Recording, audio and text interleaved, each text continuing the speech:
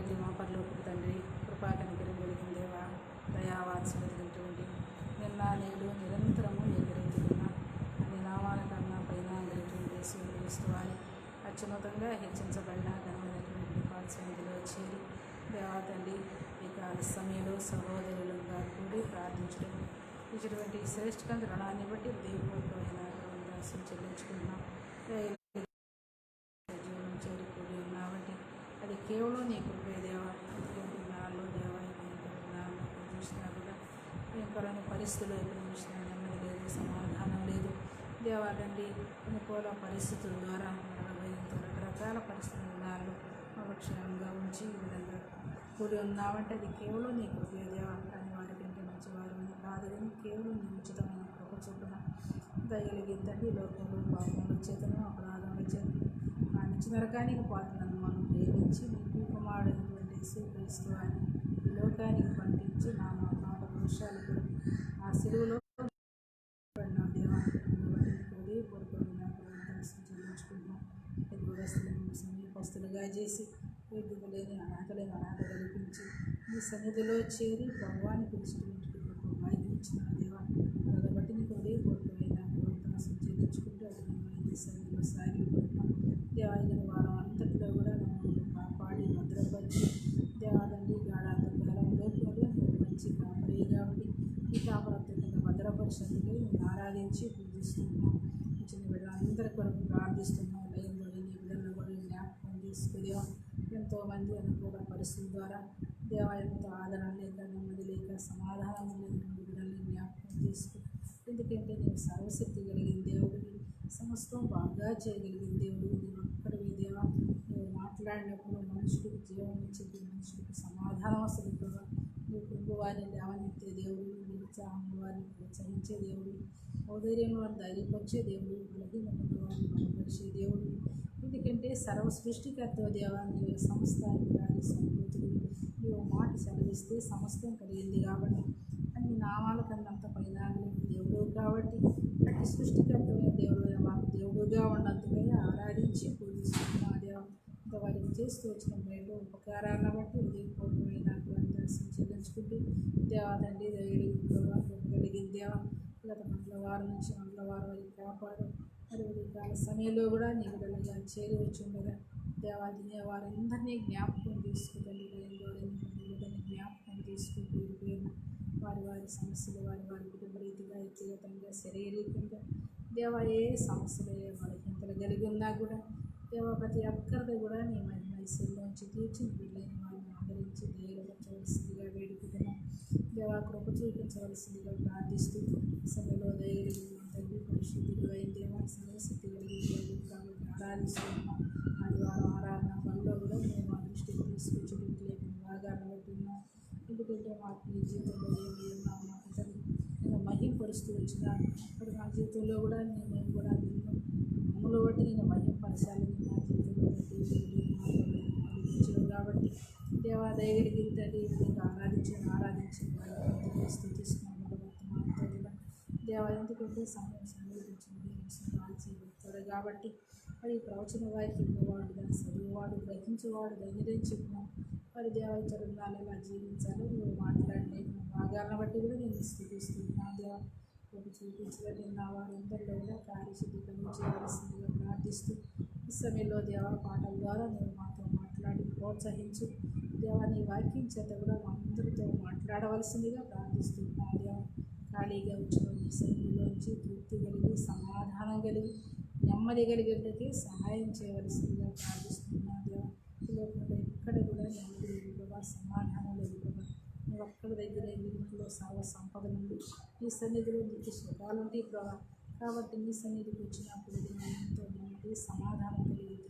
నీ వాక్యం ఆదరించింది కాబట్టి అటు నీ ఆదరింపు మాటల చేత మాట్లాడి నీ స్వరం అందరికీ వినిపించవలసిందిగా వేడుకుంటూ ఈ సమయం అంతా మాకు ఆశీర్వాదకరంగా బయటనే వారికి ఆత్మీయంగా మేలుకరంగా చేసి ఈ నామానికి మహిమ తెచ్చుకున్నాను.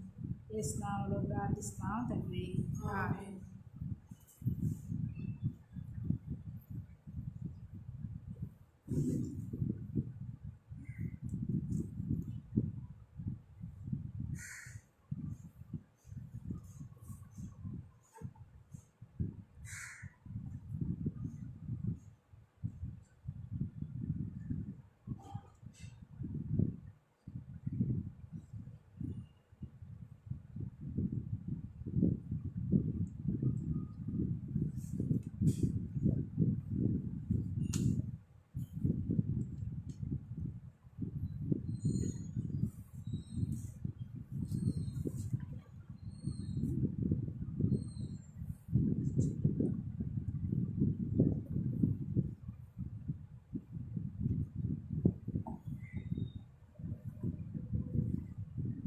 చిన్న పాటల పుస్తకంలో కొత్త పాటల పుస్తకంలో 196 పాట పాడుతున్నాం. 196. యెహోవా నీ నామము ఎంతో బలమైనది, ఎంతో బలమైనది, ఎంతో బలమైనది. యెహోవా నీ నామము ఎంతో బలమైనది, ఎంతో బలమైనది, ఎంతో బలమైనది. యెహోవా నీ నామము. మోషే ప్రార్థించగా మన్నాను కురిపించితివి. మోషే ప్రార్థించగా మన్నాను కురిపించితివి. యెహోషువ ప్రార్థించగా సూర్య చంద్రులను ఆపితివి. యెహోషువ ప్రార్థించగా సూర్య చంద్రులను ఆపితివి. యెహోవా నీ నామము ఎంతో బలమైనది, ఎంతో బలమైనది, ఎంతో బలమైనది. యెహోవా నీ నామము. నీ ప్రజల పక్షముగా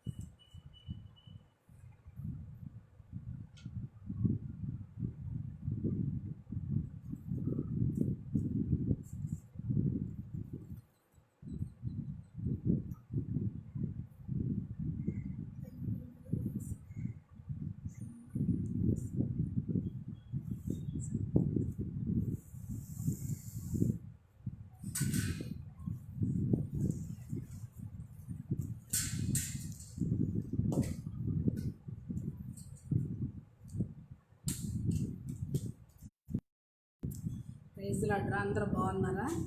దేవుని కృప చొప్పున ఈ అనుకూల పరిస్థితుల్లో కూడా దేవుడు వాళ్ళని కాపాడి క్షేమంగా దినం పోషిస్తూ భద్రపరుస్తూ మనల్ని కాపాడుతున్నందుకు దేవుని మనం ఎంతైనా స్తుతింపబద్దులమైన మీరందరూ కూడా అలాగే క్షేమంగా ఉన్నారని ఆ దినం ప్రార్థిస్తూ ఉంటున్నాము.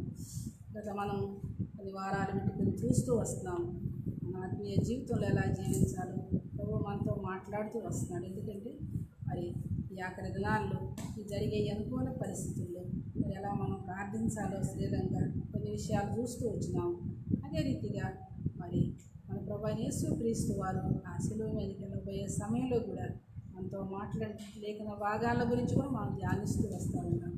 ఎందుకంటే ఈ ఆఖరి దినాల్లో మనం మనసు ఎలాగ స్వాధీనం చేసుకుని తర్వాత మన కొరకు మన పిల్లల కొరకు ఎలా ప్రార్థించాలో వారి కొరకు ఎలా ఏడవాలో దేవుడు మనతో మాట్లాడుతూ వస్తున్నాడు. కాబట్టి ఈ మధ్యాహ్న సమయంలో కూడా దేవుడు మనతో మాట్లాడేదాని కొరకు మరొకసారి మరి ప్రార్థన చేసుకుందాం. ప్రేంగళి మా పరలోకపు తండ్రి, కృపాకనికరం కలిగిన దేవా, దయావాత్సల్యమైనటువంటి సర్వాధికారి అయినటువంటి యేసుక్రీస్తు వారి అత్యున్నతంగా హెచ్చించబడిన ఘనమైనటువంటి పాదాలు చెంత సాగిపోతున్నావు దేవా. ఎందుకంటే నీవు సర్వశక్తి కలిగిన దేవుడు, సర్వలోక మానవుల పాపముల కొరకు మరణించి తిరిగి లేచిన దేవుడు. కాబట్టి అంత మహిమ ప్రభావం దేవుని నీ పాత్సన్నిధిలో చేరి ప్రార్థించుటకు మాకు కూడా ఇచ్చిన అర్హతను బట్టి ఉదయపూర్వకమైన కృతజ్ఞతలు చెల్లించుకుంటున్నాం. దేవ మాతో మాట్లాడి పాటలు రచనించింది కొన్నాను నీ లేఖన భాగాల ద్వారా కూడా మాతో మాట్లాడవలసిందిగా ప్రార్థిస్తున్నాం కదా. ఎందుకంటే నీవు మాట్లాడితే మనుషులు బ్రతుకు ఈ లోకంలో ఎక్కడ కూడా దేవ మనుషులు మాట్లాడితే మనుషుల మాటలైతే మరణానికి దారిపెట్టి మనుషుల మాటలు మనిషిని కృంగదీస్తే ప్రభావ నీవు మాట్లాడినప్పుడు మనిషికి ఆదరణ కలిగింది. అందుకే ఈ మధ్యాహ్న సమయంలో నీవు మాట్లాడవలసిందిగా ప్రార్థిస్తున్నాను దేవ. నేనే ప్రతి బిడ్డను పేరుని జ్ఞాపకం చేసుకుంటండి. నిలవబడి నీ దాసురాలను కూడా జ్ఞాపకం చేసుకుని జ్ఞాపకంతో నాకు కావలసిన భాగం నాతో మాట్లాడు. నేనే వారికి కూడా ఎవరికి ఏది కావాలో, ఎందుకంటే యేసు అందరిని ఎరిగినవాడని చెప్పు. నువ్వు అందరిని ఎరుగున్న దేవుడు కాబట్టి ఎవరికి కావలసిన భాగం వారికి దయచేసి నీ వాక్యం చేత నెమ్మది సమాధానం కలిగించమని యేసు నామములో ప్రార్థిస్తున్నాను తండ్రి, ఆమేన్. చూడగా మనం చూస్తూ వచ్చినాం గత వారం. మరొకసారి లూకా సువార్త 23వ అధ్యాయం, లూకా సువార్త 23వ అధ్యాయం 27వ వచనం 28వ వచనం మనం అందరం కలిసి చదువుతున్నాం.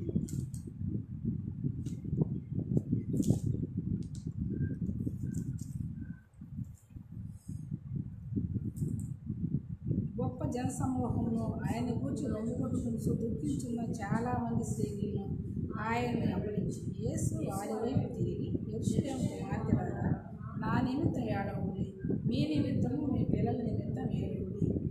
చాలు. ఎందుకంటే మన కోసం మనం ఏం చేయాలంట, ఎక్కడి ఉండాలో మనం సిద్ధపడకుండా మన పిల్లల కోసం మన కోసం ఎలా ఉండాలో, మరి మన మనసును మనం ఎలా ఉంచుకోవాలో గత కొన్ని వారాలు కొన్ని చూస్తూ వచ్చినాం. అయితే ఈ మధ్యాహ్న సమయంలో కూడా గత వారం చూస్తూ వచ్చినాం. పేతురు రాసిన పత్రిక 1వ పేతురు 1వ అధ్యాయం 13వ వచనం మరొకసారి చదవండి. 13, 14 వచనాలు. 1వ పేతురు. కాబట్టి మీ మనస్సును నడుము కట్టుకొని నిబ్బరమైన బుద్ధి గలవారై యేసుక్రీస్తు ప్రత్యక్షమైనప్పుడు మీకు తేబడు కృప విషయమై సంపూర్ణమైన నిరీక్షణ కలిగి ఎందుకు ఏం కట్టుకోవాలంట, మన మనసునే నడుము కట్టుకొని. ఏ విధంగా మనసుని నడుము కట్టుకోవాలో గత వారం మనం చూస్తూ వచ్చినాం.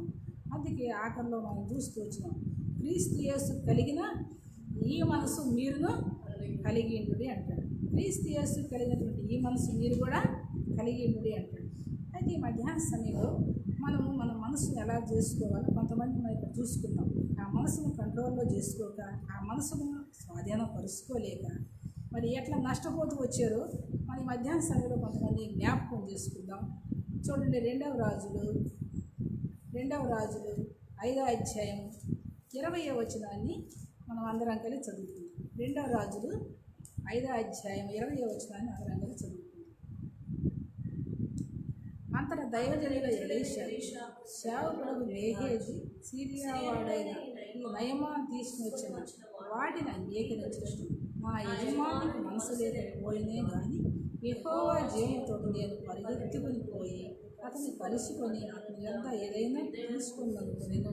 ఇది మనకు బాగా తెలిసినటువంటి ఆటమే, మనకి ఎప్పుడు విన్నటువంటిది. కానీ మనం ఆత్మీయంగా ఈ మధ్యాహ్న సమయంలో కొద్దిగా జ్ఞాపకం చేసుకుందాం.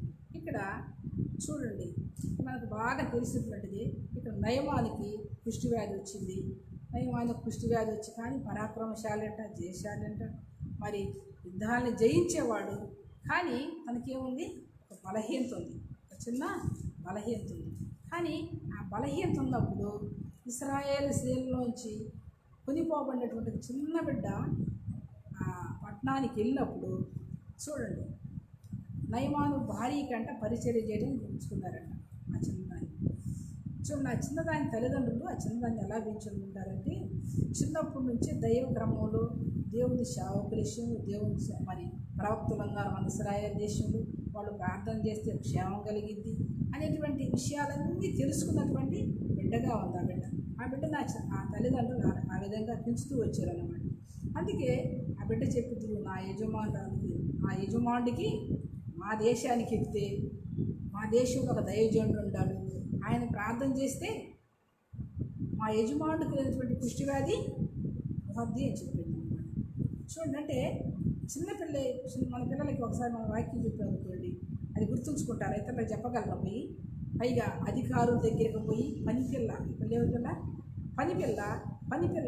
యజమానురాల దగ్గరికి పోయి ఆ విధంగా చెప్పాలంటే ఎంత ధైర్యం ఉండాలి, ఎంత శర తీసుకొస్తే మళ్ళీ అక్కడికి పోతే ఏదన్నా నష్టం కలిగించాలి, అక్కడ పంపించమంటున్నా విశ్వాసంతో చెప్పింది. ఒకళ్ళు అక్కడికి వెళ్ళినాక ఒక నయమానికి ఒకళ్ళ కుష్ఠవ్యాధి పోదే అనుకోండి, అప్పుడేమైంది అంటే ఎలీషా ప్రార్థన చేస్తే కుష్ఠవ్యాధి పోలేదు అని. ఎందుకంటే మనం ప్రార్థన చేసినప్పుడు చాలాసార్లు మనం అడుగుతాం కదా, ఏం చేయలేము, నమ్మలేము, అడుగుతాం కదా, ఏం చేయము, ప్రార్థన చేయమని అడుగుతాం, ప్రభా నాకు ఇది అయ్యేది అడుగుతాం కానీ. అందుకే యేసయ్య ఆరోగ్యంగా అంత విశ్వాసం అంటే మనకి ఆరోగ్యంగా అంత విశ్వాసం కూడా లేదు కాబట్టి మనం అడిగింది పొందలేకపోతున్నాం. మరి బిడ్డకి ఎంత విశ్వాసం ఉంది, తప్పకుండా ఆ దేశానికి వెళ్తే నా యజమానుడు స్వస్థత పొందగలనటువంటి అంత విశ్వాసం ఉందంటే, ఒక శరబట్టకొని తీసుకొచ్చినప్పుడు వాస్తవానికి ఆ చిన్న బిడ్డ ఏమనుకోవాలంటే మా దేశస్తుల్ని, మా ఇశ్రాయేలుని, మా జనుల్ని ఈ విధంగా తీసుకొచ్చి బానిసులుగా ఉంచుకొని కష్టార్పాలు చేస్తున్నారు, వీళ్ళందరికీ ఇలాంటి కుష్ఠవ్యాధి రావాలని కోరుకుంటాం. చాలాసార్లు మనకి ఎవరైనా నిరోధంగా ఉన్న వాళ్ళకి మేలు కలగాలి ఎట్లా అనుకుంటాం. మనం అసలు మేలు కలగాలి, వారికి మేలు చేయాలి, దేవుడు ప్రభావ వారికి మేలు చేయ, వారికి క్షేమం కలిగించని ప్రార్థన చేస్తాం. వాస్తవానికి మనకి విరోధంగా ఉండి మన శ్రమ పెట్టే వారి కోసం ఎవరన్నా ప్రార్థన చేస్తారా?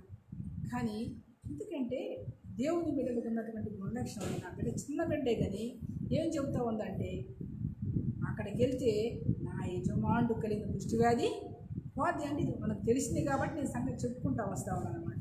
అయితే ఇప్పుడు వచ్చాడు, నిజంగా మాట అన్నాడు, ఎలీషా దగ్గరికి వచ్చాడు.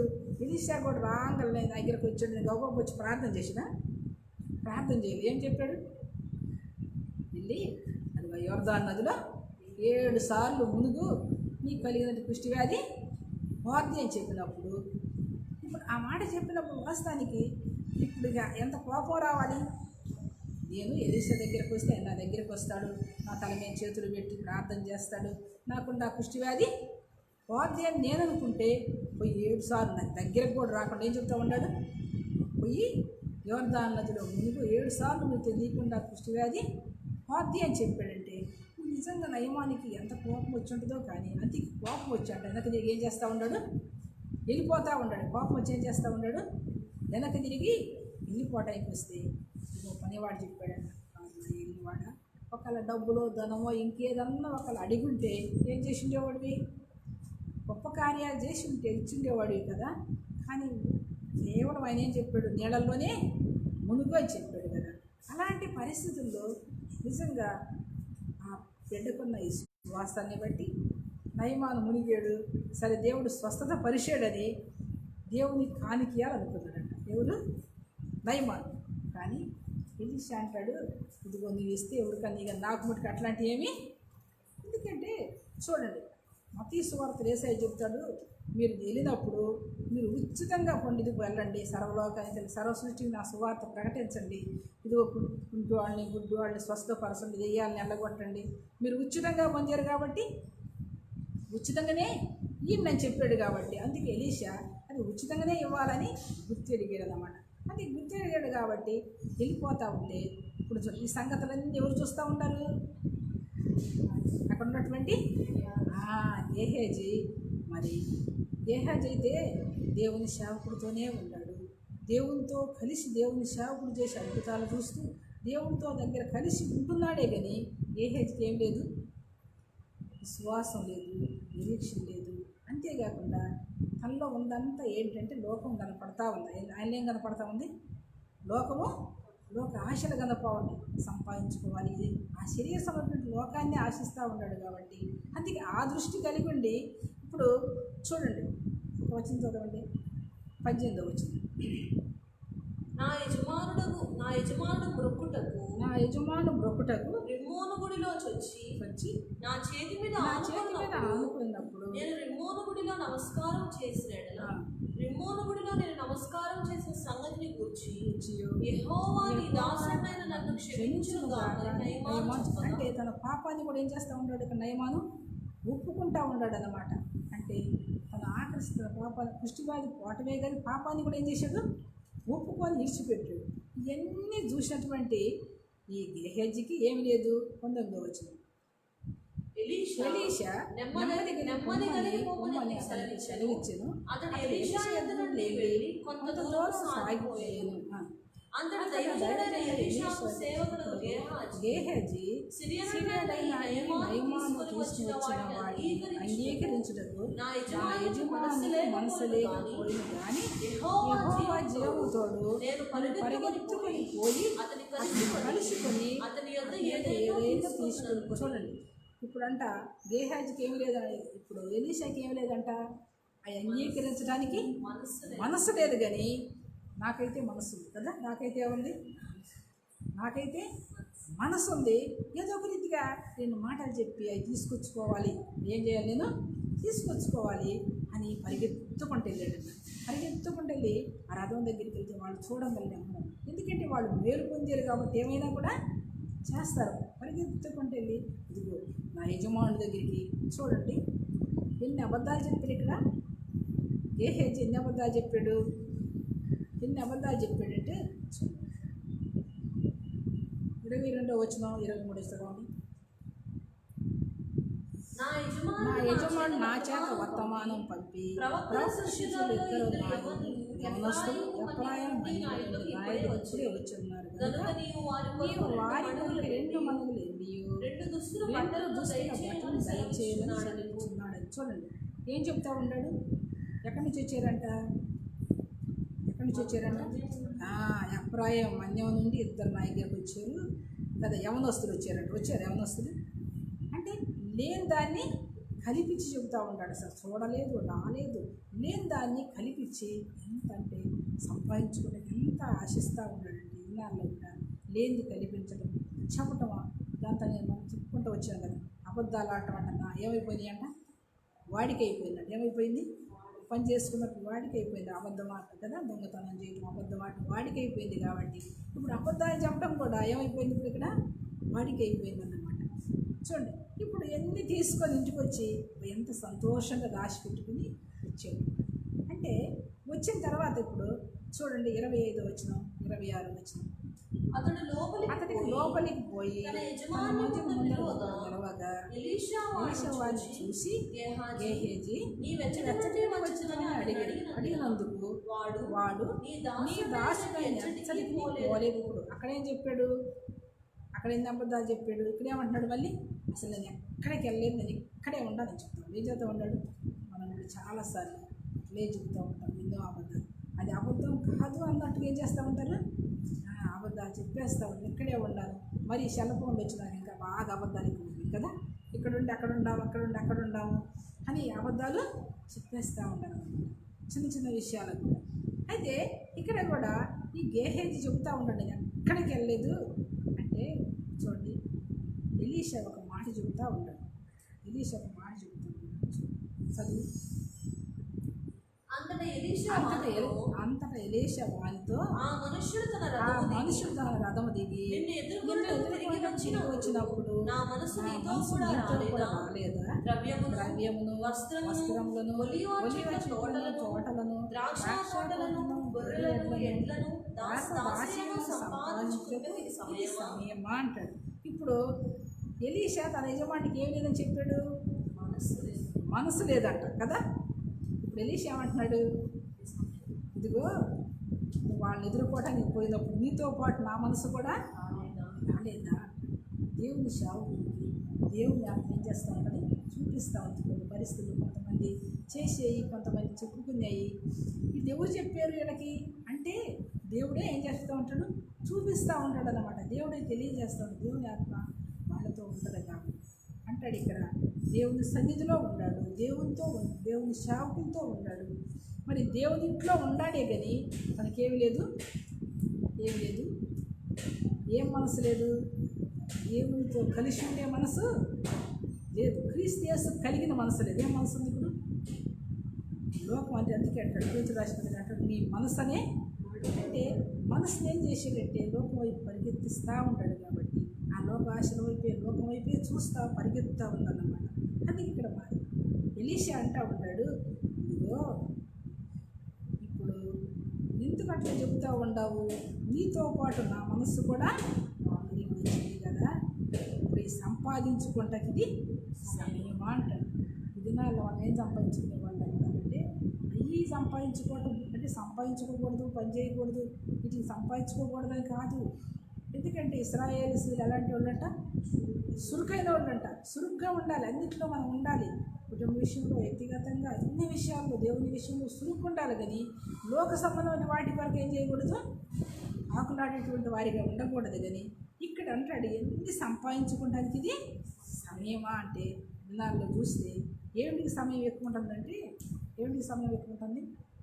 ఈ శరీర సంబంధమైన వాటికే సమయం ఎక్కువ గడుపుతూ ఉండాలి. కానీ దేవుని విషయంలో మరి అనుకూల పరిస్థితులు ఎక్కువసేపు ప్రార్థన చేయడానికి కానీ దేవుని సరిగ్గా కనిపెట్టి బిడ్డల విషయం అంటాడు, నీ కోసం నీ పిల్లల కోసం ఏడవమన్నాడంటే అందుకే యెరూషలేము కుమార్తెలారా మీకోసము మీ పిల్లల కోసం ఏం చేయాలి? అందుకే చూడండి, స్త్రీలారా యెహోవా మాట వినండి. వీధుల్లో పసిపిల్లలు లేకుండా, రాజమార్గంలో యవ్వనం లేకుండా మరణం ఏం చేస్తూ ఉందంట? కిటికీ నెప్పుతుంది. కాబట్టి మరి సమయాన్ని సద్వినియోగం చేసుకుని మనం ప్రార్థన చేసేవాళ్ళలాగా ఉండాలి. కానీ సమయాన్ని పోగొట్టుకొని మరి ఈ లోక సంబంధమైనటువంటి ఎప్పుడు ఆ పని పని చేస్తూ ఉంటే పెద్ద ఏదో ఒకటి ఉంటానే ఉంటుంది. కాబట్టి సమయం అంతా ఇక్కడ అంటాడు. ఇక్కడ ఏమంటాడంటే చూడండి, అవి సంపాదించుకొని ఇక్కడ నయమానైతే దేవుని బిడ్డ చెప్పిన మాట ఇది తన పాపాలు ఒప్పుకొని తన కలిగిన కుష్టి వ్యాధిని ఏం చేసుకున్నాడు? పోగొట్టుకున్నాడు కదా. దాసిగా పని మనిషిగా వచ్చిన చిన్న బిడ్డ చెప్పిన మాటిని నయమాను కుష్టి వ్యాధి పోగొట్టుకుంటే దేవుని సేవకునితో ఉంటూ దేవుని ఇంట్లో ఉంటూ గేహేజీ ఏం తెచ్చిపెట్టుకున్నాడు? చూడండి ఇక్కడ 7వ వచనం.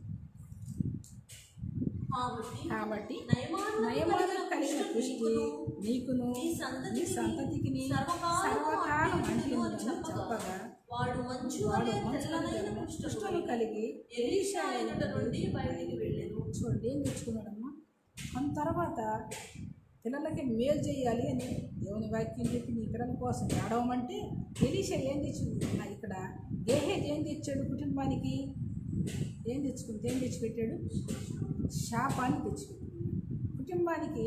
ఎందుకంటే దేవుని బిడ్డలు ఆ ఇంట్లో ఉంటే మనం గత కొన్ని వారాల క్రితం మనం చూస్తూ వచ్చినాం. ఒక దేవుని బిడ్డ అక్కడ ఉంటే అది ఆ ఇంట్లో ఏం కలిగి ఉండాలని చెప్పుకున్నాము? ఏం కలిగి ఉండాలి? ఆశీర్వాదం రావాలి కదా. ఏం రావాలి? ఆ ఇంటికి ఆశీర్వాదం రావాలి, కానీ శాపము రాకూడదు అన్నమాట. మరి మన ఇంటి వారి కొరకు మనకి ఏం కలిగి ఉండాలి? మనము ఆశీర్వదించబడాలి. మన ద్వారా ఇక్కడ యెరూషలేము కుమార్తెలారా నాకు మీ కోసం మీ పిల్లల కోసం ఏడమంటే ఏం తెచ్చిపెట్టుకున్నాడు? ఇక్కడ గేహేజీ ఏం తెచ్చిపెట్టుకున్నాడు? తన మనసు కంట్రోల్ చేసుకోలేక కదా మనసు ఏం చేసింది? ఎలీషాకి ఆ మనసు లేదంట. ఈయనకి మనసు ఏం చేసింది? తెచ్చుకొని చెప్తాము. చాలాసార్లు మనం కూడా కాని దానికోసం ఆ మనసు మనం తొందర చేసినప్పుడు ఆ లోక సంబంధమైనటువంటి వాటిపై ఏం చేస్తూ ఉంది? నష్టాన్ని సమకూర్చుకునే వారికి ఉంటుంది. ఇది నా లేవనొస్తున్న బిడ్డలు కూడా ఆ లోక సంబంధమైన ఆశించి మనసుని ఏది కంట్రోల్ చేసుకోలేక ఏం చేసి పెట్టుకుంటున్నారు? మరణాన్ని తెచ్చిపెట్టుకునే వారికి ఉన్నారు. అందుకే ఇప్పుడు గేహాజీ అయితే దేవుని ఇంట్లో ఉన్నాడు, దేవుని సేవకులతో ఉన్నాడు, దేవుని ఎరిగి ఉన్నాడు. కానీ దేవుని గురించి చెప్పలే కదా, దేవుని గురించి ఒక మాట కూడా చెప్పలేదు. ఆ ఎలీషా చుట్టూరంట, ఎలీషా దగ్గరికి అంటే యుద్ధం చేయడానికి వచ్చింది, ఆ పట్టుకెళ్ళడానికి వచ్చారంట సైన్యం. వచ్చినప్పుడు ఎలీషాకి అసలు ఏం కళ్ళు లేవు తెలుసా? దేవుని చూసే కళ్ళు కూడా లేవు కదా. ఎందుకంటే ఆ చుట్టూరు పొద్దున్నే లేచంట పోయి బయటికి వెళ్ళి చూస్తే చుట్టూరు గుర్రాలు రథాలు దిగుండి అంట. ఇదిగో నా ఏలినవాడ సైన్యం వచ్చి మన చుట్టూరు ఉందంటే ఎలీషా ప్రార్థన చేశాడు, ఇది కళ్ళు తెరువయ్యా అంటే. ఎప్పుడైతే ఎలీషా ప్రార్థన చేశాడు, గేహేజ్ కళ్ళు తెరవబడినప్పుడు ఎలీషా చుట్టూరు ఏముంది? అలాంటి చుట్టూరు అక్కడ ఎలీషా వాళ్ళ చుట్టూరు ఏముంది? అగ్ని రథాలు గుర్రాలు కదా. అంటే దేవునితో ఉన్నాడు, దేవుని శిష్యుడిగా, దేవుని దాసుని దగ్గర శిష్యుడుగా ఉన్నాడే కానీ ఏమి కన్నులు లేవు తనకి? దేవుని చూసే కన్నులు లేవు, దేవుని చూసే నేత్రాలు లేవు. లోకాన్ని చూసి లోక సంబంధమైనటువంటి ఆశల కోసమే ఇప్పుడు లోక సంబంధం ఏం ఆశించాడు ఇక్కడ? ఏమంట? బంగారము కదా, ఏంటి కదా, మంచి బట్టలు బంగారం ఆశించాడు కదా. అంటే తనకి లోకాన్ని చూసే నేత్రాలు ఉండే కానీ దేవుని చూసే నేత్రాలు. దేవునితో మనం కూడా దేవుని బిడ్డలను చెప్పుకుంటూ ప్రతి ఆదివారం దేవుని ఇంటికి వస్తూ దేవుని మధ్యలో ఆరాధన చేస్తూ బలలో పాల్గొంటూ కానీ దేవుని ప్రత్యక్షంగా చేసే వాళ్ళము అనిపించేటువంటి వారిగా, దేవుని చూసేటువంటి నేత్రాలు కలిగిన వారిగా లేకుండా లోకాన్ని చూసేటి వారిగా ఉన్నాం. అందుకే ఈ మధ్యాహ్న సమయంలో తన మనసుని కంట్రోల్ చేసుకోలేక ఏం తెచ్చిపెట్టుకున్నాడు? నయమాను తనకే కాదు కానీ తనతో పాటంట తన ఇంటి వారందరికి కూడా, తన ఇంటి వారంటే అప్పుడున్న పిల్లల వరకు ఉంటే పర్ల కదా, అప్పుడున్న పిల్లల వరకు, అప్పుడున్న కొడుకులు కోడళ్ళు కూతురు వరకు కాదు. కానీ ఇక్కడ ఏమంటాడు? ఎప్పుడు వరకు అంటే చూడండి, మళ్ళీ 27 వచ్చిన కాబట్టి నయమాను కలిగిన సృష్టి నీకును నీ సంతతికి సర్వకాలం అంటూ చెప్పగా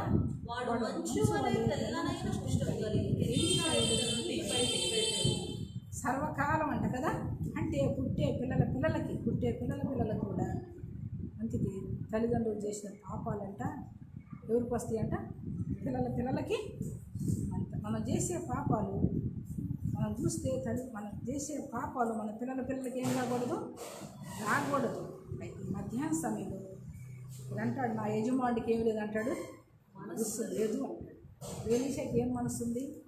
లోక సంబంధమైనటువంటి వాటి మనసు కలిగి పాపాన్ని, శాపాన్ని, నష్టాన్ని తనకి, తన కుటుంబాన్ని, బిడ్డలకు తెచ్చిపెట్టుకునేవాడు. ఈ మధ్యాహ్న సమయంలో మన ఆత్మీయ జీవితంలో ఒకసారి మనం జ్ఞాపకం చేసుకుందాం, మనం అలా ఉండకూడదు. అందుకే చూడండి, ఇక్కడ ఇంకొకరిని చూద్దాం. ఇక్కడ ఏం చూస్తూ ఉన్నాడు? ఇప్పుడు గేహాజీ తన ఇంటి వారికి ఏం తెచ్చిపెట్టుకున్నాడు? శాపాన్ని ఆశీర్వాదానికి బదులు శాపం తీసుకొచ్చుకున్నాడు. చూడండి 26వ వచనం.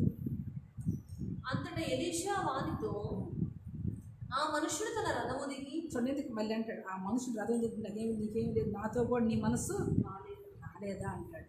చూడండి 1వ దినవృత్తాంతాలు 15వ అధ్యాయం 28, 29 వచ్చిన జరుగుతుంది. 1వ దినవృత్తాంతాలు. ఇక్కడ ఇంకొకమనం చూసుకుందాం. ఆమె ఏం తెచ్చిపెట్టుకుందో మనం చూస్తాం. ఎందుకంటే చూడండి 1వ దినవృత్తాంతాలు 15వ అధ్యాయం ఇంకా పైన చదువుకుంటే బాగుంటుంది. కానీ ఇక్కడ సరిగిన సంభాషణ ఏంటంటే దేవుని మనస్సాన్ని తీసుకొస్తూ ఉన్నాడు. ఏం తీసుకొస్తూ ఉన్నాడు? దేవుని మనస్సు అంతకుముందు గుడారాల్లో అక్కడక్కడ ఉంటూ వచ్చింది. అయితే దేవుని మందసం ఇప్పుడు దావీదు రాజైన తర్వాత ఎప్పుడు ఒకసారి తీసుకురాబోతూ ఉంటాడు. తీసుకొచ్చినప్పుడు మరణించినప్పుడు ఆ మందసము దేవుడిలో అక్కడ ఇక్కడ ఉంచినప్పుడు ఆశీర్వాదం పొందుతుంది. ఎందుకంటే తన ఇంటి తన గుడారానికి తను వేసినటువంటి ఆయన తీసుకురావడానికి బయలుదేరి చూడండి ఆ మందసం ముందంట దావీదు నాట్యం చేస్తా వస్తూ ఉన్నాడంట. దావీదు ఎవరు? రాజు. దావీదు ఎవరు? రాజు. అయితే దేవుని మందసం ముందు ఏం చేస్తా వస్తూ ఉన్నాడు? 25, 15, 25, 26, 27 తీసుకున్నాం.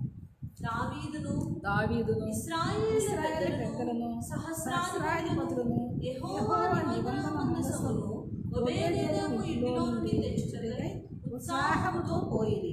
యెహోవా నిబంధన మందసమును మోయు లేవీయులకు దేవుడు సహాయం చేయగా వారు 7 కోడెలను 7 గొర్రెపొట్టేళ్లను బలులుగా అర్పించిరి. దావీదును మందసమును మోయు లేవీయులందరూ పాటకుల పనికి విచారణకర్తయు కెరన్యాయును సన్నపు నారతో నేయబడిన వస్త్రం ధరించుకుని దావీదు సన్నపు నారతో నేయబడిన ఏఫోదును ధరించి ఉండెను. ఇశ్రాయేలులందరూ ఆర్భాటముతోను కొమ్ములు బూరలు ఊదుచు తాళములు కొట్టు స్వరమండలములు సితారాలు వాయించుచు యెహోవా నిబంధన మందసమును తీసుకొని వచ్చిరి. చూడండి ఏం చేశారంట అంటే దేవుని సన్నిధిలో నిబంధన మందసాన్ని తీసుకుని సంతోషంగా దావీదు ఏం చేస్తా వస్తూ ఉన్నాడు? నాట్యం చేస్తూ ఉన్నాడు. అంటే ఏం చేస్తున్నారు చెప్పండి? నాట్యం చేస్తూ ఉన్నాడు. అయితే ఇప్పుడు ఆ నాట్యం చేసేది కిటికీలో నుంచి చూసింది తన భార్య. ఎక్కడి నుంచి చూసింది? కిటికీలో నుంచి చూసిందంట. చూడండి చదువు 28, 29 వచ్చి యెహోవా నిబంధన మందసము దావీదుపురంలోకి రాగా సౌలు కుమార్తె మీకాలు కిటికీలో చూసి దావీదు నాట్యమాటయు వాయించ కనుగొని తన మనస్సులో తను ఏం చేసిందంట? హీనపరిచింది. ఎక్కడ? చాలాసార్లు మనం కూడా దేవుని విషయంలో దేవుని చావుకుల విషయాల్లో మనసులో ఏం చేసేవాళ్ళు ఏమంటాము? హీనపరిచేటువంటి వారికి. అయితే ఇక్కడ చూడండి ఇప్పుడు హీనపరిచి ఇప్పుడు దావీదు అంటే తన ఇంటి వారిని ఆశీర్వదించడానికి వచ్చినప్పుడు అంట అబ్బో ఎట్లా కనపడ్డావంటే నువ్వు ఒక ఎద్దుడిలాగా అంటే ఇశ్రాయేలుకి రాజు అయ్యిండి ఒక ఎద్దుడిలాగా ముందు తిరుగుతా అంటే హీనంగా మాట్లాడిందంట. దావీదు అంటాడు నా దేవుడు నీ తండ్రి చేతిలో నుంచి ఆ రాజ్యాన్ని తీసి ఎక్కడో గొర్రెలు కాసుకునేవాడిని గొర్రెల దొడ్లో ఉన్న నన్ను తీసుకొచ్చి నన్ను ఏం చేశాడు? నీ తండ్రి చేతిలోంచి తీసి నాకు ఆ రాజ్యాన్ని ఇచ్చి నన్ను గణపరిచిన ఆ దేవుని సన్నిధిని ఏం చేశాను? నాట్యమాడాను. కానీ అది ఒక నీ దృష్టికి ఒక హీనంగా కనపడ్డా నా పనివారి దృష్టికి మటుకు ఎట్లా ఉంటుంది?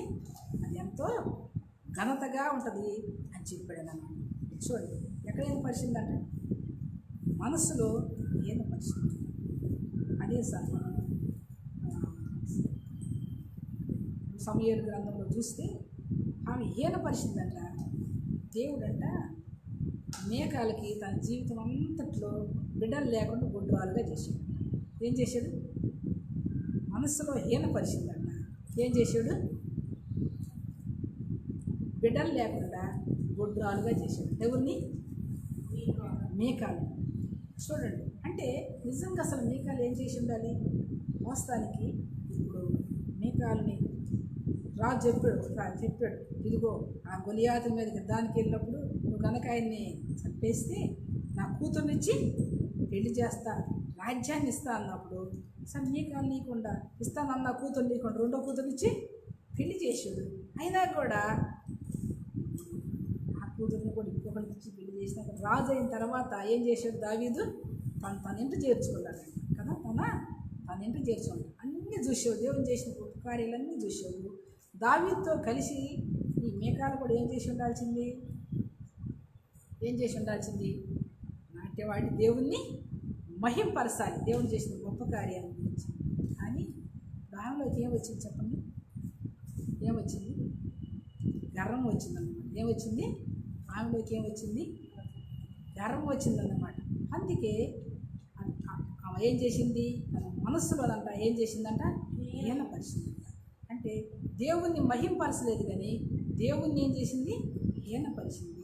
మన జీవితం అంతా కూడా ఏమైపోయింది? గుడ్రాలుగా ఉండిపోయింది. జీవితం అంతా కూడా ఏమైపోయింది? గుడ్రాలుగా ఉండిపోయింది. అంటే మనసును ఏం చేసుకురాకపోయిందామా? ఆ కిటికీలో చూసినప్పుడు వాస్తవానికి సంతోషించాల్సింది. ఏం చేసి ఉండాల్సింది? నిజంగా మరి ఎన్నో విషయాల్లో మా నాన్న మరి నా భర్తను చంపేయాల్సి చూశాడు, అనేక సార్లు ఏడుతో పొడిసేవాళ్ళు చూశాడు. కానీ దేవుడు ఏం చేశాడు? కాపాడి బ్రతికించి మరలా నన్ను తనతో పాటు ఉండే భాగ్యం ఇచ్చాడనేటువంటి గుర్తెరగకుండా ఏం చేసింది? దేవుణ్ణి ఘనపరచ వదిలిపెట్టి దేవుణ్ణి ఏం చేసింది? హీనపరిచింది. దేవుణ్ణి ఏం చేసింది? హీనపరిచింది. కాబట్టి అందుకే జీవితం అంతా ఏమైంది? గుడ్రాలుగా ఉంటుంది. అంటే తన మనసును స్వాధీనం చేసుకోలేక ఏం తెచ్చిపెట్టుకుంది? నష్టాన్ని తీసుకొచ్చి పెట్టుకుంది అనమాట. ఏం తీసుకొచ్చి పెట్టుకుంది? నష్టాన్ని తీసుకొచ్చి పెట్టుకుంది. అయితే ఇక్కడ మనం ఒకళ్ళు చూసినాం. ఒకటి, గేహేజీ తన మనసుని స్వాధీనం చేసుకోకుండా ఆశించి లోకాన్ని ఆశించి ఏం తెచ్చిపెట్టుకున్నాడు? తనకి తన ఇంటి వారికి పుష్టిగా తీసుకొచ్చి పెట్టుకున్నాడు. ఇక్కడ మేకాలు ఏం చేసింది? హీనపరిచి దేవుని సేవకుడుగా దావీదు దేవుని సేవకుడు హీనపరిచి ఏం చేసుకుని చాలాసార్లు దినాల్లో కూడా చాలామంది ఏం చేస్తారంటే దేవుని సేవకుడికి చాలా తేలిగ్గా మాట్లాడతారు, హీనపరుస్తూ ఉంటారు. దాని ద్వారా ఏమొచ్చింది? చాలా నష్టం వచ్చింది అన్నమాట. అట్లా హీనపరుస్తున్నాడు. చూడండి, మళ్ళీ మనం చూస్తాము, ఇంకొకరిని చూస్తాం.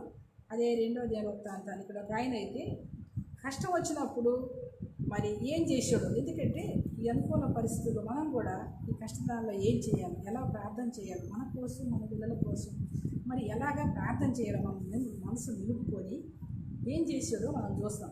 2వ దినవృత్తాంతాలు 20వ అధ్యాయము 3వ వచనం చదువు. 2వ దినవృత్తాంతాలు 20వ అధ్యాయం 3వ వచనం.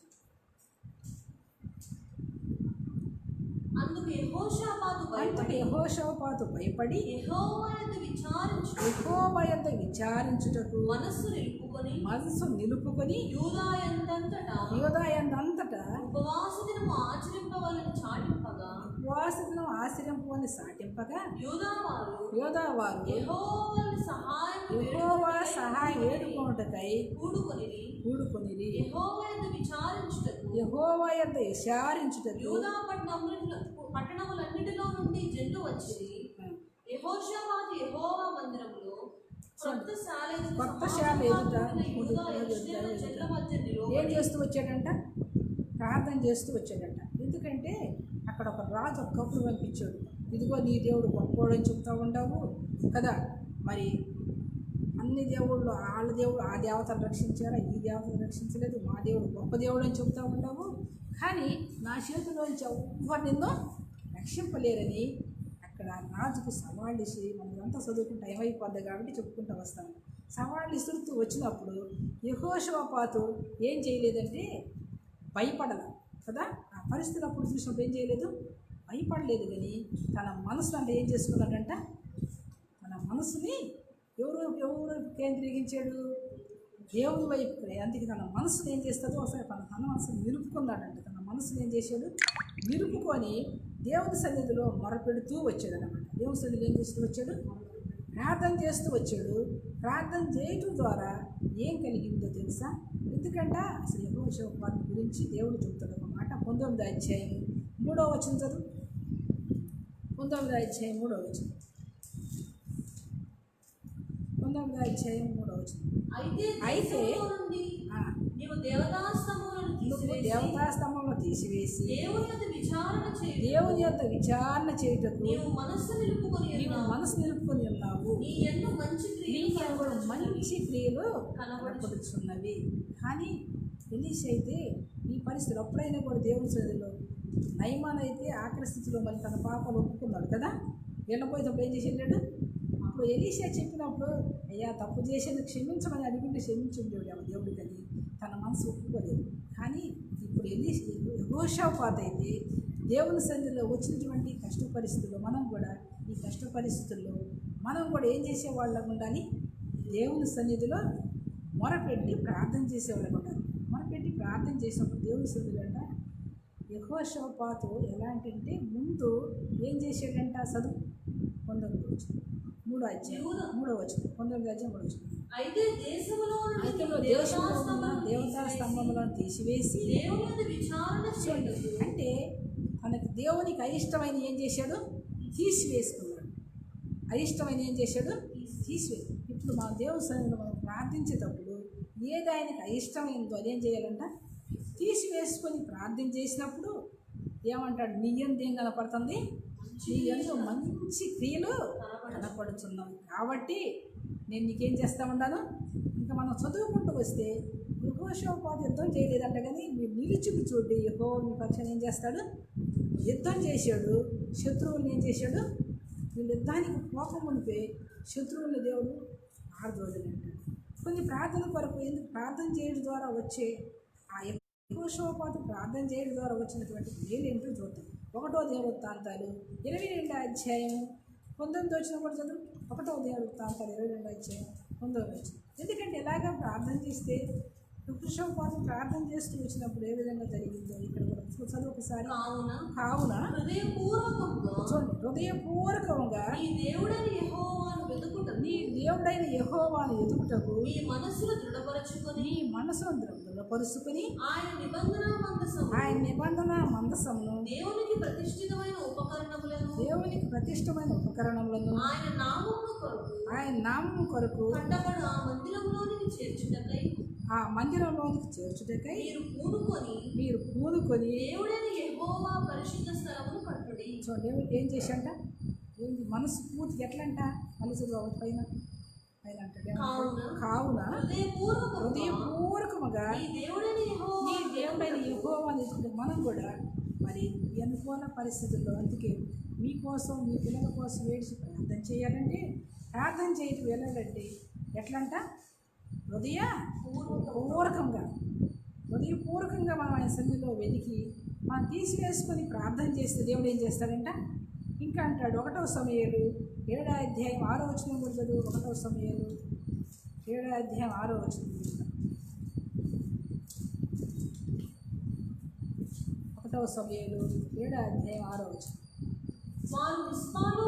వారు మిస్పాలో కూడుకొని నీళ్లు చేది యెహోవా సన్నిధిని కుమ్మరించి ఆ దినం ఉపవాసం ఉండి యెహోవా దృష్టికి మేము పాపాత్ములని ఒప్పుకొని. అందుకే సొలొమోను మందిరం కట్టుకుంటాడు. అయ్యా, ఎవరు ఈ సన్నిధికి వచ్చి ఈ కట్టబడి ఈ మందిరం వైపు దగ్గరికి వచ్చి వారి పాపాలు ఒప్పుకొని వాడి చెడుతనాన్ని విడిచిపెట్టి తగ్గించుకొని ప్రార్థన చేస్తారు, ఆ దేశాన్ని స్వస్థత పరుస్తాను, ఆ వచ్చిన తెగుళ్ళు ఏం చేస్తా అంటాడు, ఆపుతాను అంటాడు అన్నమాట.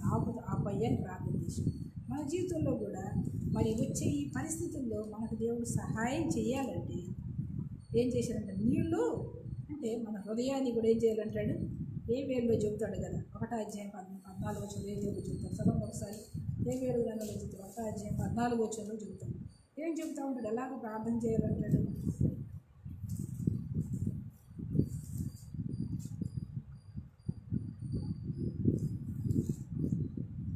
మనం చెప్పుకుంటూ వస్తుంది మన మనసుని. ఇప్పుడు దేవుని సన్నిధిలో యెహోషాపాతు కూడా తన మనసుని ఏం చేశాడు, ప్రార్థన చేయడానికి నిలుపుకున్న వాడిగా ఉన్నాడు కదా. ప్రార్థన చేయడానికి తన మనసు నిలుపుకున్నాడు. ఏ వేలు 1వ అధ్యాయం 14 వచ్చిన చదువు. ఉపవాస దినం ప్రతిష్ఠించుడి, వర్ధనం ఏర్పరచుడి, యెహోవాను బతిమాలుకొనుటకై పెద్దలను జనులందరినీ మీ దేవుడైన యెహోవా మందిరంలోనికి. ఎందుకంట ఏం చేయడానికి, యెహోవాని బతిమలాడుకుంటాను కదా. ఏం చేయడానికి, అందుకే ఎదవరాలు పోయి అయ్యా గోజాడింది కదా, మాటి మాటికి వెళ్ళి ఏం చేసింది, గోజాడిందంట. ఆ అన్యాయస్తులైన న్యాయాధిపతి ఏం చేశాడు, మనం కూడా బతిమలాడుకుంటాం. మన పిల్లలు అన్నం తినకుండా అలిగి పొదుకుండా ఏం చేస్తారు, లేమ్మ నీకు అవి గురి పెడతా, ఇది తెస్తాగా అది తెచ్చిస్తాగా ఏం చేస్తారు కదా. అలిగి పొదుకుంటే ఏం చేస్తారు, బతిమలాడుతూ ఉంటారు. మన దేవుడు కూడా మనం ఏం చేసేవాళ్ళగా ఉండాలంట, బతిమలాడుకోవాలంట. ఎట్లా బతిమలాడుకోవాలంటే 2వ అధ్యాయం 13-14 వచ్చినప్పుడు చదువు. అదే 2వ అధ్యాయం 13-14 వచ్చినప్పుడు కూడా చూస్తే ఇక్కడ ఎలాగ బతిమలాడాలో చెప్తూ ఉంటాడు. చదువు. ఇదే యెహోవాకు మీ దేవుడైన యెహోవా మనం బతిమలాడినప్పుడంట నిజంగా ఆయన సన్నిధికి వెళ్ళి మనసు పూర్తిగా మన చెడుతనాన్ని, మనకున్న బలహీనతలు ఒప్పుకొని విడిచిపెట్టి మన హృదయాన్ని ఆయన సన్నిధిలో కుమ్మరించి బతిమలాడినప్పుడు అంట ఆయన ఎలాంటి దేవుడు, చదివి అంటాడు. ఎలాంటి దేవుడు అంటే కరుణా వాచ్యత గలవాడు, శాంతమూర్తి, అత్యంత కృపగలవాడై ఉండి చేయక పశ్చాత్తాపడు గనుక మీ వస్త్రములను కాక మీ హృదయమును చింపుకొని ఆయన తట్టు తిరుగుడి. చూడండి, దేవుడికి ఏముందట? మనం కానీ నిజంగా బ్రతిమలాడితే పోయి ఆయన సన్నిధిలో మన హృదయాలను కుమ్మరిస్తే దేవుడు ఏం చేస్తాడంట? కరుణా బాధ్యత కలిగినాడు, మరి ప్రేమ కలిగిన వాడు కాబట్టి ఆయనే కీడు చేయాలని కూడా అంట. పశ్చాత్తాపడి ఏం చేస్తాడంట? చేయక మేలు చేస్తాడు కదా. అందుకే మీరు ఆయన ఏం చేయమంటున్నాడు? బతిమాలంట. మనం కూడా ఆయన ఏం చేయాలి? మన మనసుని మనం ఏం చేసుకోవాలి? ఇప్పుడు యెహోషాపాతు చేసిన పని ఏంటంటే తన మనసుని ఆయన వైపు నిలుపుకొని దేవుని సన్నిధిలో ఏం చేస్తూ వచ్చాడు? ఉపవాసం ఉండి ప్రార్థన చేస్తూ వచ్చాడు. మరి దినాల్లో ఇట్లాంటి పరిస్థితి జరుగుతుంది అంటున్నామే కానీ ఒక్కరోజన్నా ఉపవాసం ఉండి ప్రార్థన చేస్తున్నాను. ప్రభా, ఈ తెగులు మా దేశానికి వెళ్ళిపోవాలి, లేకపోతే మా ఇంటి నుండి మా ఇంటికి రాకుండా ఉండాలి, మా చుట్టుపక్కల మా దేశానికి మాకు అందరికి క్షేమం కలగాలి, ఈ తెగులు పోవాలయ్యని ఉపవాసం ఉండి ప్రార్థన చేస్తున్నాము. ఒకళ్ళంగా ఉపవాసం ఉండి కన్నీరు గాచి నిజంగా బతిమలాడి అయ్యా అయ్యా అయ్యా అయ్యని ఏం చేయాలి? పూర్వకాలం మనకు ముందున్నటువంటి దేవుని సేవకులు, దేవుని బిడ్డలు అనుకూల పరిస్థితుల్లో అలా కన్నీరు గాచి వారు కూసున్న స్థలాలు వారు మర్చిపోయి ప్రార్థన చేస్తూ వచ్చారు. ఫస్ట్లోనంట జోషుమా వారి మద్రాసులో ఆ మందిరం దగ్గర కట్టక మునుపు వసీం గారు వీళ్ళు ప్రార్థన చేయడానికి వెళ్ళి మోకరిస్తే ప్రార్థన చేస్తూ ఉంటే కొంతమంది ప్రార్థన చేస్తూ ఉంటే కళ్ళు మూసుకొని ఒకళ్ళ దగ్గర కాపలం. ఎందుకు? తేళ్ళు, మండ్రగబ్బులాలు, పాములు వచ్చేయంట. కానీ వచ్చి కరుతేన్న సంగతి కూడా తెలియకుండా వాళ్ళు ఏం చేస్తూ వచ్చారు.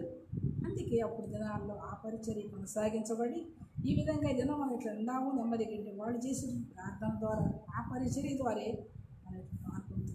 మరి మనం ఎంత ప్రార్థన చేస్తున్నాం? ఒక్కసారి మన మనసుని మనం నిలుపుకొని ప్రార్థన చేస్తున్నాము. అందుకే మన మనసు అనే నడువుని ఏం చేసుకోమంటాడు? కట్టుకోవాలి. ఏం చేయడానికి? ప్రార్థన చేయడానికి కూడా మన మనసు మనం ఏం చేసుకోవాలి? యెహోషాపాతు తన మనసుని ఏం చేసుకున్నాడు? గేహాజీ తన మనసుని కంట్రోల్ చేసుకోక ఆశించి శాపాన్ని ఇచ్చుకున్నాడు. అదే రీతిగా మేకాలు కూడా మనసులో హీనపరిచి దేవుడు చేసిన ఆ గొప్ప కార్యాన్ని మర్చిపోయి హీనపరిచి గుడ్రాలుగా అంటే బిడ్డలేని దానికి అయిపోయింది.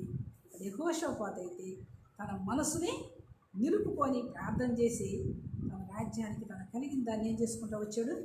కాపాడుకుంటూ వచ్చాడు. చూడండి, దావీదుని కూడా చూస్తే దావీదు గురించి చెప్తూ ఉంటాడు. దావీదు ఎలాంటి మనసు కలిగి ప్రార్థన చేసి చూడండి. 2వ దినవృత్తాంతాలు 21వ అధ్యాయం 7వ వచనం చదవండి. 2వ దినవృత్తాంతాలు 21వ అధ్యాయం 7వ వచనం. అయినను యెహోవా దావీదుతో చేసిన నిబంధనను నిమిత్తమును అతనికి అతని కుమారులకును నిత్యము దీపం ఇచ్చదనని చేసిన వాగ్దానం నిమిత్తము దావీదు సంతతిని నశింపజేయుటకు మనస్సు లేక ఉండెను. దేవుడికే మనసు లేదంట కదా. ఎందుకు? దావీదు దేవుని దృష్టికి అంత అనుకూలంగా నడిచాడు కాబట్టి దావీదును బట్టి అంట ఇప్పుడు గేహాజీని బట్టి ఆమె శాపం వచ్చింది కదా. కానీ దావీదును బట్టి తన కుటుంబానికి వచ్చే శాపాన్ని దావీదు కుమారుడు తర్వాత తప్పు చేస్తూ వస్తే దావీదును బట్టి ఏమొస్తూ వచ్చాడంట? దీపాన్ని ఉండనిస్తూ వచ్చాడు. ఏం చేస్తూ వచ్చాడంట? దీపాన్ని ఉండనిస్తూ వచ్చాడు. దీపాన్ని తన్ను బట్టి దావీదును బట్టి ఒక దీపాన్ని ఏం చేసినట్టు దేవుడు మళ్ళీ చదువుకోవచ్చు. ఎంత మంచిగా ఉందో. దేవుడికే మనసు లేదంట. దేవుడికి ఏం మనసు లేదంట? ఆ మనసు లేదంట. చూడండి ఎంత మంచి ప్రేమ కలిగిన దేవుడు మన దేవుడు. చేయమలసదు. అయినను యెహోవా దావీదుతో చేసిన నిబంధనను నిమిత్తమును అతనికి అతని కుమారులకును నిత్యము దీపం ఉండనిచ్చిందని చేసిన వాగ్దానం నిమిత్తమును దావీదు సంతతిని నశింపజేయుటకు మనస్సు లేక. ఎందుకంటే మన ఆత్మ ఎవరు పెట్టింది చెప్పమంట? యెహోవా పెట్టిన దీపమైన. నిజంగా దేవుడు దావీదును బట్టి తన సంతతిని అందుకే ఆ దావీదు వంశంలోంచి ప్రభువైన యేసుక్రీస్తు వారి లోకానికి వచ్చి నీ నా పాపాల కొరకు తన ప్రాణాన్నే పెట్టాడు. ఎందుకంటే దావీదును బట్టి కదా, ఎవరిని బట్టి? దావీదును బట్టి. ఇప్పుడు మనము ఎంతమందిని చూసుకుంటూ వచ్చినాము? యెహోషాపాతు, తర్వాత మరి గేహాజీ, మేకాలు, యెహోషాపాతును బట్టి దేశానికి కుటుంబానికి క్షేమం కలిగింది. దావీదును బట్టి కూడా ఏం కలిగింది? తన కుటుంబం తరతరాల ఆ దీపాన్ని ఉంచుతూ వచ్చేటంట. మరి ఇక్కడ ఇంకొక ఆయన చూసుకుందాం. చూడండి, మనసులో గర్వించి ఏం తెచ్చుకుంటున్నాడు. 2వ దినవృత్తాంతాలు 32వ అధ్యాయం 25వ వచనం చదువు. హిజ్కియా చాలా ప్రార్థనా పనులు, చాలా భక్తిగా చేసేది, ఉన్న స్థలాలు తీసివేసింది. 2వ దినవృత్తాంతాలు 32వ అధ్యాయం 25వ వచనం. అయితే హిజ్కియా మనస్సును గర్వించి తనకు చేయబడిన మేలుకు తగినట్లు ప్రవర్తింపనందున అతని మీదికిని యూదా యెరూషలేముల వారి మీదికిని కోపము రాగా హిజ్కియా హృదయ గర్వము విడిచి. చూడండి ఏం చేశాడంట? మనసులో ఏం చేశాడు? హిజ్కియా కూడా చేసినటువంటి మేలు ఏం చేశాడంటే హిజ్కియా మర్చిపోయాడంట. మనం కూడా చాలాసార్లు మనకి చేసిన మేలు ఏం చేసేవాళ్ళం ఉంటాం, మనం మర్చిపోయే వారి నుండి మనసులో ఏమొస్తుంది? మన స్థితిని, మనకు చేసిన మేలు, మనకి ఇచ్చిన సమస్తాన్ని ఇచ్చినప్పుడు, అదంతా ఇచ్చినప్పుడు దేవుడిని మర్చిపోయి ఏమొచ్చింది? మనసు అంటే ఏమొచ్చిందంటే మళ్ళీ చదువు. అయితే హిజ్కియా మనసును గర్వించి తనకు చేయబడిన మేలును తగినట్లుగా ప్రవర్తించిన అతని మీదికిని విడిచి తాను తన యెరూషలేము కాపురస్తులను తమను తాము తగ్గించుకున్న కనుక హిజ్కియా దినములో యెహోవా కోపము జనుల మీదకి రాలేదు. 27 ఐశ్వర్యమును ఘనతయు కలిగెను. అతడు వెండి బంగారమును రత్నములను సుగంధ ద్రవ్యమును డాళ్లను నానా విధముల శ్రేష్టములను సంపాదించి వాటికి బొక్కసములను కట్టించి. చూడండి ఎందుకు దేవుడు అంటించాడంట? అదంతా ఇచ్చేలేకే ఏమొచ్చింది? మనసులోకి ఏమొచ్చింది? గర్వం వచ్చింది కదా. ఏమొచ్చిందంట? మనసులోకి గర్వం వచ్చింది హిజ్కియా. కానీ దేవుడు ఎప్పుడైతే కీడు రప్పించాడు, ఎమ్మటే ఏం చేశాడు? హిజ్కియా పశ్చాత్తాపడ్డాడు. ఏం చేశాడు? పశ్చాత్తాపడ్డాడు. ఆయన దేవుడు కనికరించి తనకు రావాల్సిన కీడు రాకుండా ఏం చేశాడు? దేవుడు ఆపు చేశాడు. ఏం చేశాడు? జనం మీదకి రాకుండా. అంటే దేవుడు ఇచ్చినప్పుడు, మనకు అన్నీ ఇచ్చినప్పుడు మనకి ఏమొస్తుంది? గర్వం వస్తుంది అన్నమాట. అందుకే మధ్యాహ్న సమయం మరి మన మనసుని ఏం చేసేవాళ్ళగా ఉండాలి? గర్వాన్ని గర్వించే వారిగా ఉండకూడదు. దేవుడు ఇచ్చినప్పుడు గర్వించే వారిగా ఉండకూడదు అన్నమాట. చూడండి, అదే 2వ దినవృత్తాంతాలు 25వ అధ్యాయం 14 వచ్చిన కాడ నుంచి చదువుకుంటా వస్తే బాగా ఉంటుంది. రాసి చదవండి. అమజ్య ఎదోమీయులను ఓడించి తిరిగి వచ్చిన తరువాత అతడు శేయూరు వారి దేవతలను తీసుకొని వచ్చి తనకు దేవతలుగా నిలిపి వాటికి నమస్కరించి ధూపము వేసెను. అందుకొరకు యెహోవా కోపం అమజ్య మీద రగులుకొనెను. ఆయన అతని యొద్దకు ప్రవక్తను ఒకరిని పంపగా అతడు నీ చేతిలో నుండి తమ జనులను విడిపింప శక్తి లేని దేవతల యొద్దకు నీవెందుకు విచారణ చేయదు అని. ఎక్కడికి పోతా ఉన్నాడు? ఎవరి దగ్గరికి పోయాడంటే విచారణ చేయడానికి? విడిపింపలేని శక్తి లేని దేవతల యొద్దకు ఏం చేయడానికి పోయాడంట? విచారణ చేయడానికి వెళ్ళాడు. ఎవరి దగ్గరికి పోయాడంట? ఎవరి దగ్గర విచారణ చేయడానికి వెళ్ళాడు? శక్తి లేని, విడిపించలేనటువంటి దేవతల దగ్గరికి. ముందు వచ్చింది నేను ఎదోమీయులను ఓడించితిని కదా అని నీవు అనుకొనుచున్నావు. నీ హృదయము నీవు గర్వించి ప్రగల్భములాడినట్లు చేయుచున్నది. ఇంటి యొద్ద నిలిచి ఉండుము. నీవు నా జోలికి వచ్చి కీడు తెచ్చుకున్న ఎందుకు? నీవు నీతో కూడా యూదా వారును అపజయం ఎందుకు? చూడండి, ఏం తెచ్చుకుంటామంట? గర్వించి ఏం తెచ్చుకుంటామంట? మనం చాలాసార్లు కీడుని తెచ్చుకుంటే ఎందుకు? నాతో గర్వించి కదా, నాతో ఏం చేస్తా అంటాడు, నా జోలికి వచ్చి నాతో గర్వించి ఎందుకు నువ్వు కీడు తెచ్చుకుంటావు? కీడు అంటే హృదయంలో ఇక్కడ అమాజ్య కూడా ఏం చేశాడంట, హృదయాన్ని గర్వించాడు. హృదయంలో గర్వించి ఇక్కడ హిజ్కియా హృదయం గర్వించి ఏం తెచ్చిపెట్టుకున్నాడు? చెడిపోయాడంట. ఇప్పుడు ఏం చేయాడంట? మనసు ముందు గర్వించి ఏం చేయాడంట? చెడిపోయాడంట. మనసు ముందు గర్వించి ఏమైపోయాడంట? చెడిపోయాడంట. ఎవరు? అయితే ఈ మధ్యాహ్న సమయంలో మన ఆత్మీయ జీవితంలో మరి మన పితరులో ఉన్న జ్ఞాపకం చేసుకుని మరి మన మనసుని మనం ఏం చేసుకునే వాళ్ళు ఉండాలంటాడు? ఏం చేసుకోవాలంటాడు? మనసు ముందు గర్వించి చెడిపోయాడు. మనసు ముందు గర్వించి ఏం చేయాలంట? చెడిపోయాడంట. చూడండి, ఇక్కడ ఇంకొక ఆయన చూస్తే మనము ఎవరంటే ఇంకొక ఆయన చూడండి, ఉజ్జియా కూడా అంట మనసు ముందు గర్వించి ఏం తెచ్చిపెట్టుకున్నాడు తెలుసా? ఏం తెచ్చిపెట్టుకున్నాడంటే కుష్టి రోగాన్ని తెచ్చిపెట్టుకున్నాడు. ఏం తెచ్చిపెట్టుకున్నాడు? మనసు ముందు గర్వించి ఏం తెచ్చిపెట్టుకున్నాడు? కుష్టి రోగాన్ని తెచ్చిపెట్టుకున్నాడు.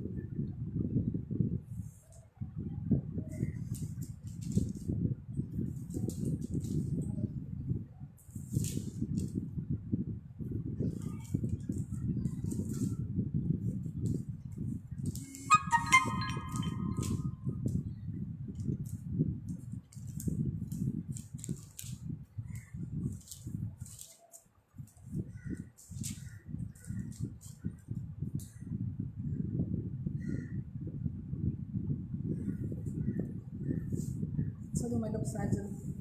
అది అధ్యాయం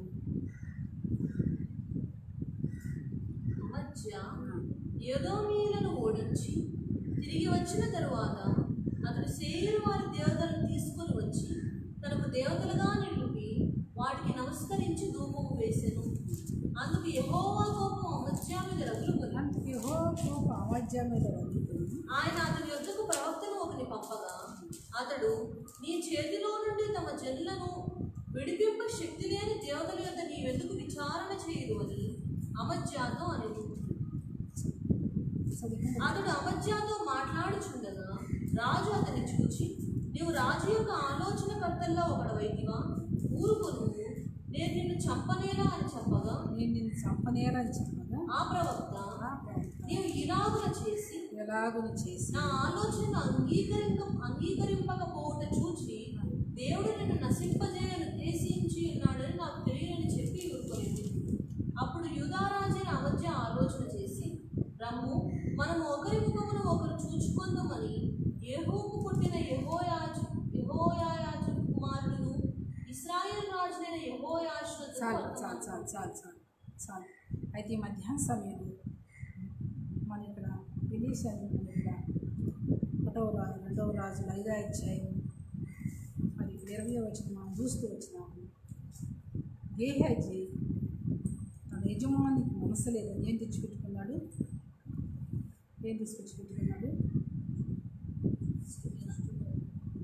నష్టాన్ని తీసుకొచ్చి పెట్టుకున్నవాడు. అయితే మధ్యాహ్న సమయంలో మన ఆత్మీయ జీవితంలో చూడండి, 1వ రాజు 21వ అధ్యాయం 21వ అధ్యాయం 25వ వచనం 6-7 వచనం. ఇక్కడ ఒక ఆయన అంట మనసుకు సంతోషించాడంట, కలిగిందని. 1వ రాజు 21:5-6-7 వచనం. అంతటా అతని భార్య అయిన యెజబెలు ఇక్కడ ఒక ఆయన అంట, ఇప్పుడు ఎవరంటే ఇంకొక ఆయన మనం చూసుకుంటాం. 7 ఆయన ఎవరు? ఆహాబు ఎంత దుర్మార్గుడో దేవుని వాక్యంలో రాయబడింది. కానీ ఆహాబు ఏం చేస్తా వచ్చాడంటే, ఆహాబు దేవుని విషయంలో మరి ఏలి ఆహాబుని గురించి చెప్తా వచ్చాడు. ఎందుకంటే యెజబెల్ని పెళ్లి చేసుకొని దేవుని దృష్టికి నష్టాన్ని కలిగించేటువంటి వాడిగా ఉన్నాడు. అయితే దేవుడు కనికరించి మళ్ళా ఏలియా ప్రార్థన చేసినప్పుడు తిరిగి దేవుడు సమకూరిస్తే జరిగిపోయింది, వర్షం వచ్చింది. ఇప్పుడంట ఆహాబు ఇంటికంటే ఒక తోట అందుకుంటాడు. ఎవరిది? తన వంశస్థుడే కదా.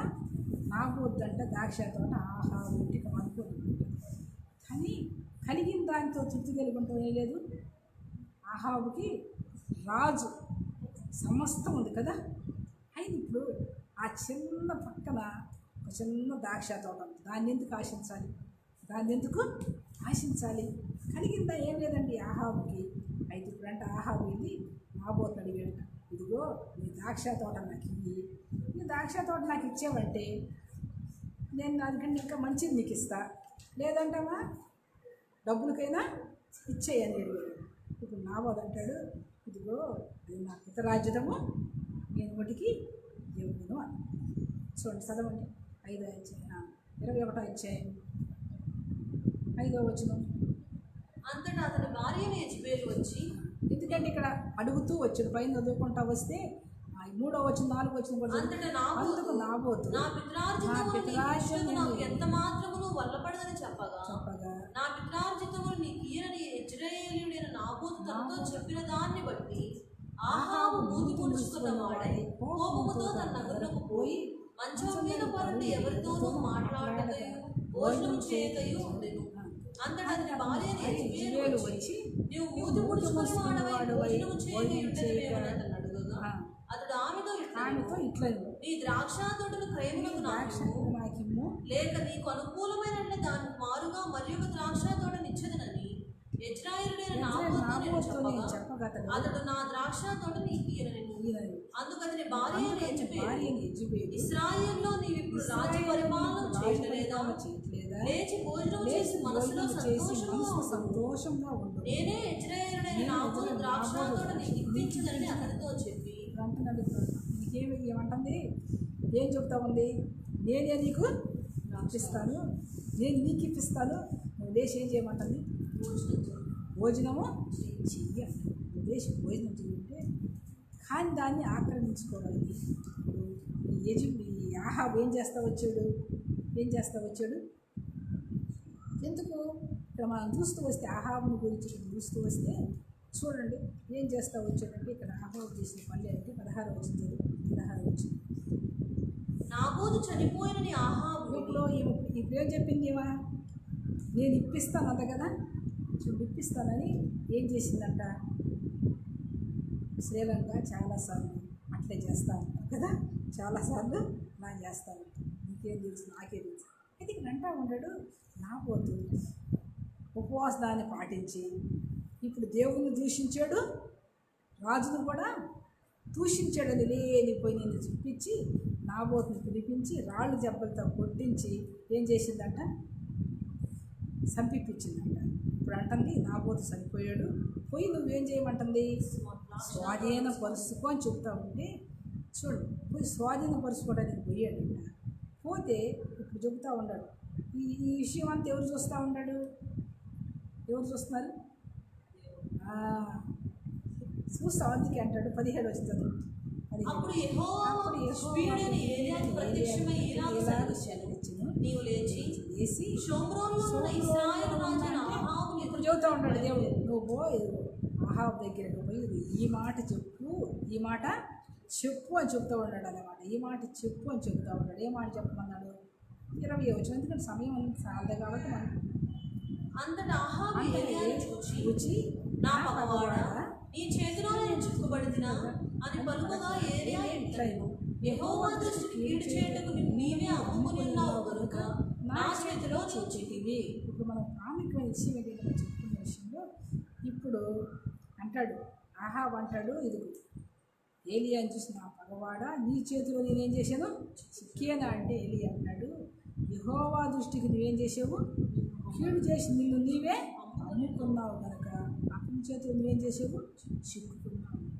దేవుని దృష్టిలో చాలాసార్లు మనం చిక్కు, దేవుడు ఎందుకంటే చేస్తున్నాడు, దేవుడు ఎందుకు పరిస్థితి తీసుకొస్తున్నాడంటే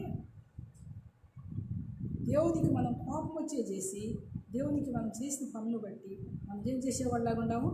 దేవుని చేతిలో చిక్కేటువంటి వారిగా ఉన్నాము. దేవుని చేతిలో చిక్కిపోయేటువంటి వారిగా ఉన్నాము.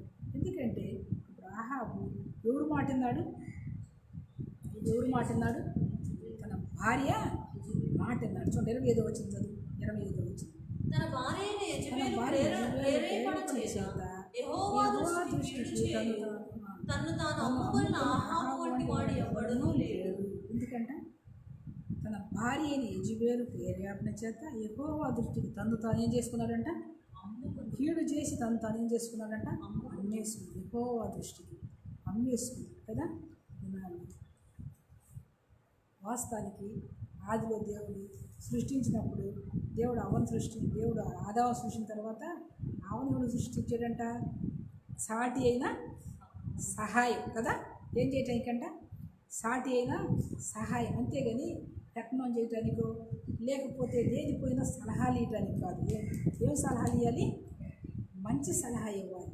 భర్తకి ఎలాంటి సలహాలు ఇవ్వాలంటే మంచి సలహాలు ఇవ్వాలి, ప్రార్థన చేయాలి. చాలామంది చెప్తూ ఉంటారు, ఇదిగో నేను ఈ స్థితిలో ఉన్నానంటే చూడండి, ఒక భర్త ఒక ఉన్న స్థితిలోకి రావాలన్నా, ఒక దేవుని సేవ చేయాలన్నా, ఇంకా ఏది చేయాలన్నా వెనక మన భార్య ప్రార్థన చేసేదానిగా ఉండాలి. ఆ ఇంట్లో భార్య ప్రార్థన చేస్తే ఆ దేవుని సేవకుడు కావచ్చు, ఎవరైనా కావచ్చు, ఆ భర్తకి ఏం కలుగుతుంది తెలుసా? ఆశీర్వాదం వస్తుంది. ఆయన చేసే పనులన్నీ కూడా సఫలమవుతూ ఉంటాయి అన్నమాట. అనిల్ కుమార్ అంటాడు, నేను ఇంత సేవ చేస్తా అంటే నా భార్య ఏం చేసేదాన్ని ప్రార్థన చేస్తూ ఉంటుంది కదా. అంటే మనం ప్రార్థన చేసినప్పుడు మన ఇంట్లో ఉండి ఏం చేసేవాళ్ళ ఉండాలి? సేవ అభివృద్ధి ఏం చేయాలి? మంచి సలహాలు ఇచ్చి కలిసి నా ప్రార్థన చేసుకుంటాం, ప్రార్థన చేయి, ఇది ఇలా ఎక్కువ మూకరించి ఏం చేసేవాళ్ళ ఉండాలి? ప్రార్థన చేయాలి. కానీ యెజబెలు అలాంటిదా అది కదా. యెజబెలు చేసుకోవటమే తప్పు అన్నమాట. ప్రార్థన చేయకుండా ఇప్పుడు ఏం తెచ్చిపెట్టింది? అందుకే అంటాడు, ఇప్పుడు ఏమంటాడంటే తన భార్య అయిన యెజబెలు ప్రేరేపణ చేత యెహోవా దృష్టికి ఏం చేశాడంట? కీడు చేసి తను తాను ఏం చేసుకున్నాడంట? అమ్మేసుకున్న ఆహాబు వంటి వాడు ఎవడనో అమ్మేసుకున్నాడు. ఏం చేసి కీడు చేసి భార్య మాట దాంట్లో భార్యలు భర్తలు చెడగొట్టు ఎంతమంది ఉండాలంటే తల్లిదండ్రులు చూడనీయకుండా, తల్లిదండ్రులు మాటలు లేకుండా, దేవుని బిడ్డలని చెప్పుకుంటా కూడా మందిరానికి వెళ్తా ఆరాధన చేస్తా కూడా ఏం చేసేవాళ్ళు ఉంటారంటే దాపినటువంటి తల్లిదండ్రులను చూడనీయకుండా, తల్లిదండ్రులను పరామర్శించకుండా భార్యలు కుటుంబాలను ఏం చేసేవాళ్ళు ఉన్నారు? మర్మం చేసేవాళ్ళు. ఇక్కడ భార్యలుగా దేవుని బిడ్డలు ఉన్నారు. మనం ఏం చేసేవాళ్ళ ఉండాలంటే యెజబెల్లాగా ఉండకూడదు. ఏం చేసేవాళ్ళగా ఉండకూడదు? యెజబెల్లాగా ఉండకూడదు అన్నమాట. యెజబెల్లాగా ఉండకూడదు. అందుకే ఈ మధ్యాహ్న సమయంలో ప్రకటన గ్రంథంలో చూస్తే ఎందుకంటే యెజబెల్లాగా మనం ఏం చేయకూడదంట? ఉండకూడదు. యెజబెల్లాగా చూడండి. అదే ఎందుకంటే ఆహాబు అంట పశ్చాత్తాపడ్డాడు. ఆఖరికి ఆహాబు నీకు కీడు వచ్చింది. ఎందుకంటే ఆహాబు చెబుతాడు, ఇదిగో నీ భార్య మాట నేను చేసేవు కాబట్టి నా బోతు రక్తం ఎక్కడ కుక్కలు లాగినాయో నీ యెజబెలు రక్తము, నీ పిల్లల రక్తం, నీ రక్తం అక్కడ ఏం చేస్తాయి? కుక్కలు నాగుతాయి అని ఏలియా ప్రకటించినప్పుడు ఆహాబు అంట పశ్చాత్తాపడ్డాడు. ఆహాబు ఏం చేశాడు తెలుసా? ఎందుకంటే దేవుడు ప్రేమగల్లవాడు కదా. ఈ మధ్యాహ్న సమయంలో నిజంగా నువ్వు కూడా పశ్చాత్తాపడి ప్రార్థన చేస్తే దేవుడు నీకు కూడా కీడు చేయాలనుకోని కూడా ఏం చేస్తాడంట? 27వ వచనం 28, 29 కూడా చదువుతూ అది 21వ అధ్యాయం ఆహాబు ఆ మాటలు విని తన వస్త్రము చుట్టుకొని గోనెపట్ట వేసి ఉపవాసం ఉండి గోనెపట్ట మీద పరుండి వ్యాకులు పడుచుండగా యెహోవా ఆహాబు నాకు భయపడి ప్రవర్తించుట చేత ఆ అపాయం అతని కాలమునందు సంభవింపకుండా ఆపి తన కుమారుని కాలమునందు అతని కుటుంబీకుల మీదకి నీళ్ళని రప్పించదలిచి ఆహాబుకి తప్పించుకున్నాడు. కుటుంబానికి ఏం తెచ్చిపెట్టాడు? శాపాన్ని. దేవుడు ప్రేమ గల, నిజంగా అంత ప్రేమ గల దేవుడు మన దేవుడు. నిజంగా కీడు చేయాలని కూడా అంట. ఎప్పుడైతే తగ్గించుకొని ఉపవాసం ఉండి ఆహాబు దుర్మార్గుడుగా కూడా తగ్గించుకొని ఏం చేశాడంట? ఉపవాసం ఉండి దేవుని సన్నిధిలో ఏం చేశాడంట? వ్యాకులు పడ్డాడు. కాబట్టి మన దేవుడు ఎమ్మటే ఆ ప్రవక్తను పంపించి ఇదిగో నీకు అయినా కూడా దేవుడు ఇక్కడ చెప్పాడే కానీ ఆహాబు రక్తం కూడా కుక్కలో అంటే చూడండి దేవుడు ఎంత ప్రేమ గల దేవుడు.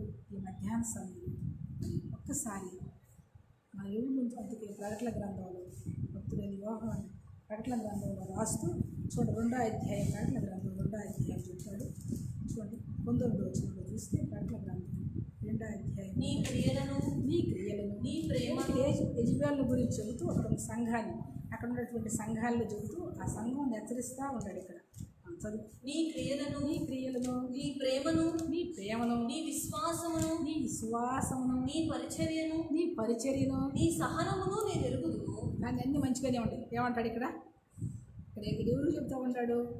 18 వచ్చిన కూడా తుయతైరలో ఉన్న సంఘమును ఎలాగు రాయను, అగ్ని జ్వాల వంటి కన్నులను, అపరంచిన పోల పాదములను గల దేవుని కుమారుడు చెప్పు సంగతి అనగా నీ క్రియలను, నీ ప్రేమను, నీ విశ్వాసమును, నీ పరిచర్యను, నీ సహనమును ఎరుగుదును. నీ మొదటి క్రియల కన్నా నీ కడపటి క్రియలు మరి ఎక్కువైనవని ఎరుగుదును. అయినను నీ మీద తప్పు ఒకటి నేను మోపవలసినది ఏమనగా తాను ప్రవక్తనని చెప్పుకొనుచున్న యెజబెలు స్త్రీని ఉండనిచ్చుచున్నావు గనుక జారత్వము చేయుటకు విగ్రహములకు బలిచ్చిన వాటి తింటకును అది నా దాసులకు బోధించుచు వారిని మోసపరచుచున్నది. తర్వాత అంటాడు, ఎందుకంట అన్నీ మంచిగానే ఉండే నీళ్ళు కదా, ఏముండి నీ విశ్వాసే అదినట్టే ఉన్నావు.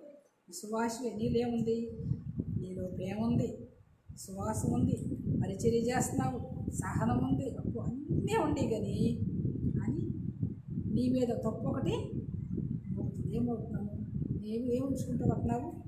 ఆ యెజబెలు నువ్వు ఉంచుకుంటా ఉన్నావు కాబట్టి ఇదిగో ఆ యెజబెలు నువ్వు ఏం చేస్తూ ఉండవు, ఉంచుకుంటా ఉండవు కాబట్టి అందుకే అది ఏం చేస్తూ ఉంది. కానీ అంట దేవుడు అంట చదవండి 21-22 మారు మనసు పొందడానికి దానికి సమయం ఇచ్చింది కానీ అది తన జాగ్రత్త మారు మనసు పొందదు. ఇదిగో నేను దాన్ని మంచం పట్టించి దానితో కూడా వ్యభిచరించు వారి క్రియల విషయమై మారు మనసు పొందితేనే కానీ వారి బహుశ్రమల పాలు చేతులు దాని పిల్లలను నిశ్చయముగా చంపెదను. అందువల్ల అంతరింద్రియములను హృదయములను పరీక్షించు వాడు నేనే అని సంఘములన్నీ తెలుసుకుని మరియు మీలో ప్రతివానికి వారి క్రియల చొప్పున ప్రతిఫలం ఇచ్చేదను. ఒకసారి జ్ఞాపకం చేసుకుంటాం. ఇక్కడ అనేకులు మనం చూసుకుంటూ వచ్చినాం. ఒకటి గేహేజ్ అయితే మనసును కంట్రోల్ చేసుకుందుకే అంటాడు. పేతురు రాష్ట్రపతికి ఏమంటాడు, నీ మనసనే అడుగు కదా, నిబ్బరమైన అంటే బుద్ధి గలవాడు. అంటే ఏం లేదు ఇప్పుడు ఈ గేహేజ్కి నిబ్బరమైన బుద్ధి లేదన్నమాట. అందుకే మనసును కంట్రోల్ చేసుకుని శాపాన్ని నష్టాన్ని దేవుని ఇంట్లో ఉంటూ దేవుని శాపంతో ఉంటూ దేవుని పరిచర్య చేస్తూ దేవుని సేవకులకు శిష్యులుగా ఉంటూ ఏం తెచ్చిపెట్టుకున్నాడు ఇంటికి? శాపాన్ని. బిడ్డలు నాకు వచ్చిన ప్రకటన గ్రంథం చదివినప్పుడు చాలా భయం వేస్తుంది. ఎందుకంటే నేను నిన్ను మంచం పట్టిస్తా, నీ పిల్లల్ని నిజంగా ఆ మాట నిజంగా అది నా బిడ్డల మీద దేవుడు ఆ శాపం రాబోతుంది. ఎందుకంటే నిజంగా ఎంత భయంకరమైన స్థితి. ఏం తెచ్చిపెట్టుకున్నాడు? గేహేజీ పోయింది. తనకున్న బలహీనత ఎవరికి వచ్చింది? మళ్ళీ పిల్లలకి పిల్లలు తరతరాలకు వచ్చింది. ఎంత భయంకరమైన పరిస్థితి తెచ్చిపెట్టుకున్నాడు.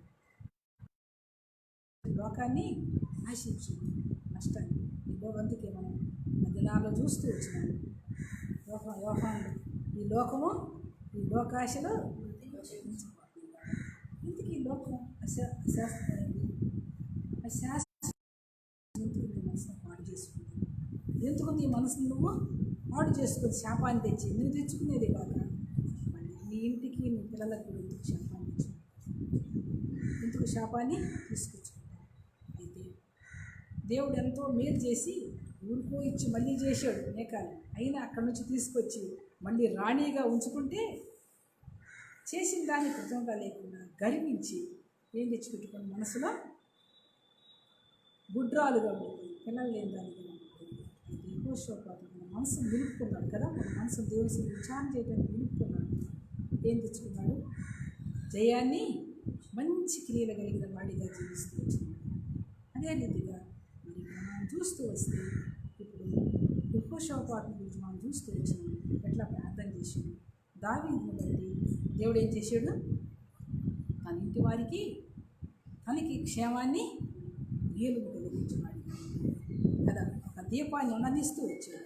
హిజ్కియా గర్వించాడు, ఆయన పశ్చాత్తాపడ్డాడు, మేలు వచ్చింది. అయితే ఇక్కడ ఉజ్జీయా అనేటువంటి ఆయన మనం ఆయన చూసాం కానీ గర్వించాడు. ఇక్కడ ఆయన కూడా ఏం చేశాడు? గర్వించి చెడిపోయాడు. దేవుడు అయితే ఇప్పుడు ఆహాబు కూడా గర్వించి ఏం చేశాడు? తన మనసులో సంతోషించి ఏది ఆశించాడు? లోకాన్ని ఆశించి నష్టాన్ని సమకూర్చుకోవడం. ఈ మధ్యాహ్న సమయంలో దేవుని బిడ్డలుగా ఒకసారి మనం పరీక్షించుకుందాం. ఎందుకంటే మనం చూస్తే దేవుడంట ఏం గలవాడంట? దేవుడే పశ్చాత్తాపడి కీడు చేయాలనుకొని ఏం చేశాడంట? ఏం చేశాడు? అందుకే ఇక్కడ అంటాడు, ఒకవేళ నువ్వు ఆ యెజబెల్ను ఉండనిచ్చుకుంటా వస్తే నీకు మారు మనసు పొందడానికి ఏమిస్తా ఉన్నాడంట?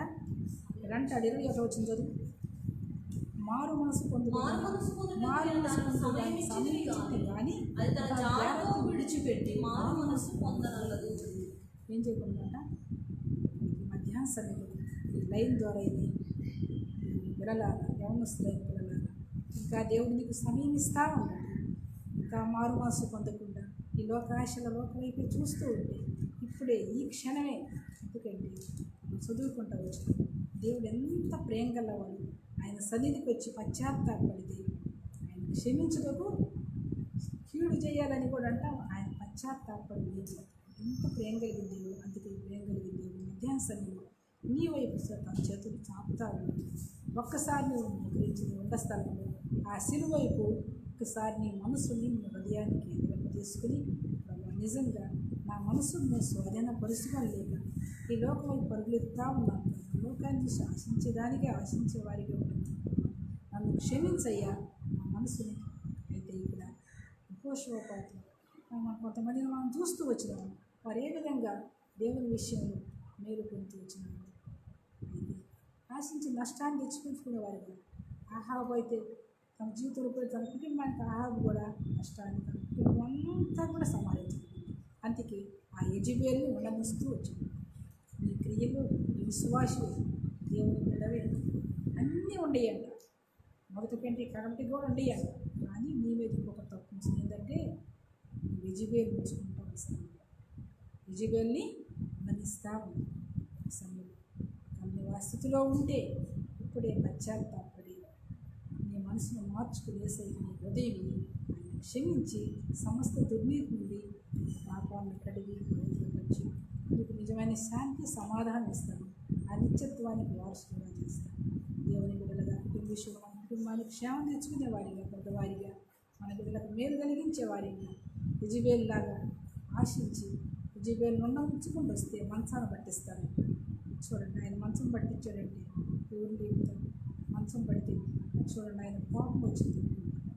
మంచం పట్టిస్తే వినిపించే వాళ్ళు ఇవన్నీ ఉండాలా? అలా మంచం పట్టించి శ్రమల పాలు చేస్తారంట. కానీ మన పిల్లలకి నష్టం రాకుండా మరి అందుకే ప్రార్థించమని చెప్పాడు యేసయ్య. నీకోసం ఉండేవారిగా ఉండాలని మధ్యాహ్న సమయంలో జ్ఞాపకం చేసుకుందాం. ఇక్కడ మా వీళ్ళందరూ కూడా ఈ సమయంలో ఇంకెవరైతే ప్రభుకు ఉదయం ఇచ్చితే ఇప్పుడే యేసయ్యకి ఉదయం ఇచ్చి మాను వేసుకుంది నీకు నిజమైన శాంతి సమాధానం దొరికింది. ఆ నిత్యత్వంలో నేను వారసులకు చేస్తాను. అట్టి కృప అనుగ్రహించాలని ప్రార్థన చేసుకుందాం. ప్రేమ కలిగి మా పనిలో తండ్రి కృపా కనికరం కలిగింది కదా నీ పనులు స్తోత్రాలు చెల్లించుకుంటూ పరిశుద్ధమైన పాదాలు చెంది సాగిపోతున్నాను దేవా. చదవబడినటువంటి నీ లేఖన భాగాలను బట్టి మా దృష్టికి తీసుకొచ్చిన నీ వాక్యాన్ని బట్టి స్థుతిస్తున్నాను దేవా. మా ఆత్మీయ జీవితంలో నా బట్టి నేను నా ద్వారా నా కుటుంబానికి ఆశీర్వాదకరంగా ఉండాలని, కానీ నా ద్వారా నా కుటుంబానికి నష్టం రాకూడదని ఎలీషా దేవ దగ్గర ఉన్నాడు కానీ తన కుటుంబానికి శాపాన్ని తెచ్చిపెట్టుకున్నాడు. గేహేజీ దేవ స్థితిలో ఉండకుండా హెచ్చరించిన ఉండకున్నట్లు సహాయం చేయమని ప్రార్థిస్తూ విన్న వాక్యం హృదయాల్లో కార్యం కలిగించు. ఎవరైతే ఈ వాక్యం విన్నవారు తీర్మానం చేసుకున్నారో వారిని కూడా సంపూర్ణ శక్తి కలిగించి ఆ నిత్యత్వానికి వారసులు వారిని కూడా దీవించి ఆశీర్వదించండి.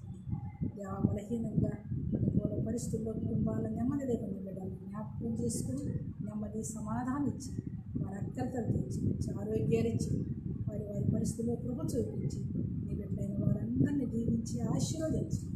విన్న వాక్య హృదయాల్లో కార్యశుద్ధి తెలియజేయమని యేసు నామములో ప్రార్థిస్తున్నాం తండ్రి. ఆమేన్.